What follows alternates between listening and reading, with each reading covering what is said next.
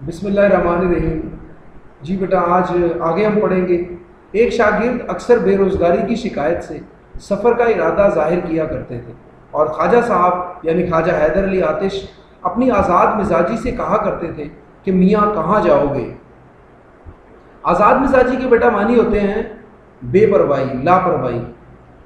تو کہتے کیا تھے کہ 2 گھڑی مل بیٹھنے کو غنیمت سمجھو، اور جو خدا دیتا ہے اس پر صبر کرو۔ 2 گھڑی تھوڑی دیر، غنیمت قابل قدر چیز، مفت میں ملا ہوا مال۔ ایک دن وہ آئے اور کہا کہ حضرت رخصت کو آیا ہوں۔ رخصت اجازت۔ فرمایا خیر باشد کہاں؟ خیر باشد کے بیٹا معنی ہوتے ہیں خیریت تو ہے۔ تو پوچھا کہاں؟ انہوں نے کہا کل بنارس کو روانہ ہوں گا، کچھ فرمائش ہو تو فرما دیجئے۔ فرمائش تمنا۔ آپ ہنس کر بولے اتنا کام کرنا کہ وہاں کے خدا کو ذرا ہمارا بھی سلام کہہ دینا۔ وہ حیران ہو کر بولے کہ حضرت یہاں اور وہاں کا خدا جدا ہے، جدا الگ ہے۔ خواجہ صاحب نے کہا جب خدا وہاں یہاں ایک ہے تو پھر ہمیں کیوں چھوڑتے ہو؟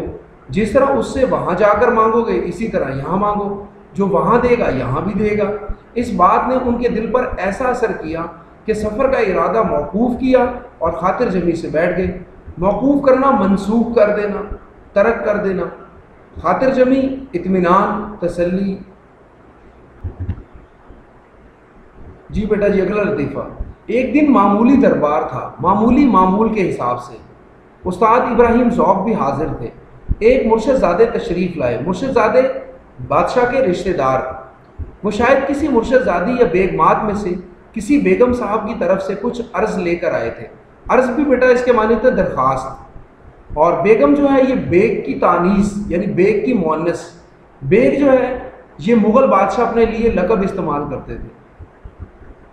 انہوں نے آہستہ آہستہ بادشاہ سے کچھ کہا اور رخصت ہوئے۔ حکیم احسن اللہ خان بھی موجود تھے۔ یہ بیٹا ایک شاعر اردو کے مشہور شعراء میں ان کا شمار ہوتا ہے۔ تو انہوں نے عرض کی فرمایا یا درخواست کی صاحب عالم دنیا کے بادشاہ، اس قدر جلدی یہ آنا کیا تھا اور تشریف لے جانا کیا تھا؟ تو وہ جو مرشد زادہ آیا تھا وہ جلدی آیا اور اس نے بادشاہ سے کوئی بات کی اور چلا گیا۔ تو بادشاہ صاحب کے اس رویے پر حکیم احسن اللہ خان صاحب نے کہا کہ بادشاہ صاحب خیر تو ہے کہ وہ جلدی سے آیا اور واپس چلا گیا۔ تو صاحب عالم کی زبان سے اس وقت نکلا کہ اپنی خوشی سے آئے نہ اپنی خوشی چلے۔ تو انہوں نے کہا مزاحیہ انداز میں کہ نہ تو وہ اپنی خوشی سے آیا تھا نہ اپنی خوشی گیا، یعنی اس کو کسی نے بھیجا تو وہ آ گیا، میں نے واپس بھیجا تو چلا گیا۔ بادشاہ نے استاد کی طرف دیکھ کر فرمایا کہ اب یہ جو ہے نا استاد، یہ بیٹا شاعر ہے ابراہیم ذوق، ان کے لیے بادشاہ نے استعمال کیا۔ تو ان کی طرف دیکھ کر فرمایا استاد دیکھنا کیا صاف مصرع ہوا ہے۔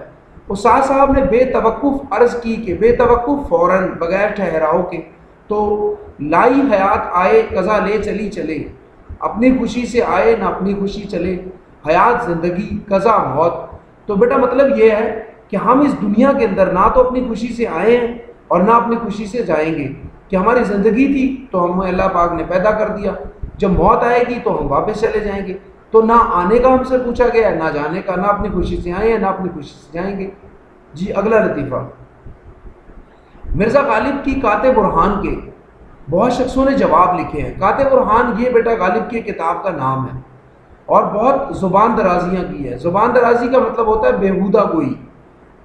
کسی نے کہا کہ حضرت آپ نے فلاں شخص کی کتاب کا جواب نہ لکھا۔ فرمایا بھائی اگر گدھا تمہارے لات مارے تو تم اس کا کیا جواب دو گے؟ مطلب اس کا یہ ہے کہ مرزا غالب کی یہ جو کتاب تھی نا کاتب برہان، اس پہ بہت سے لوگوں نے تنقید کی تھی۔ تو ایک ایسا شخص جس نے تنقید کی تھی اس نے بھی اپنی ایک کتاب لکھی۔ تو ایک شخص نے غالب سے یہ کہا کہ اب آپ بھی اس کی کتاب کا جواب دیں۔ تو غالب نے مزاحیہ انداز میں کہا کہ بھائی اگر گدھا لات مارے تو اس کا بندہ کیا جواب دے سکتا ہے؟